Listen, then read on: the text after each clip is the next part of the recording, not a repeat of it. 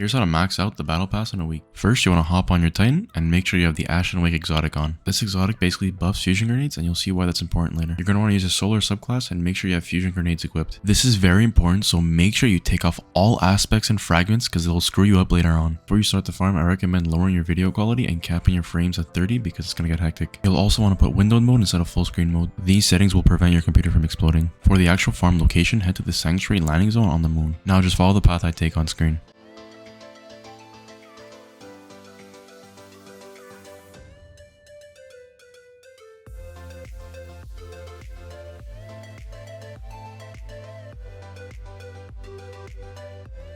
Once you reach the Hall of Wisdom, it's time to clear the entire area. We're doing this to make sure that no enemy ruins the farm. Just be careful not to leave the area or else everything's going to spawn back again. After that's done, come to this blue looking room with a tunnel in it. So essentially, enemies are going to spawn in the middle repeatedly and you're going to keep throwing your grenade at them and killing them over and over again. I recommend putting on Sunshot because it'll make things easier and you'll see why soon. To get the enemies to spawn, you're going to come into the tunnel and go to this specific spot right here. Once you wedge yourself in the spot, enemies will spawn shortly after. What I like to do is kill them all with the Sunshot and prepare myself for the next wave. The enemies spawn every 4 seconds or so I put my reticle above the little barricade thingy and shoot my grenade at 3 seconds.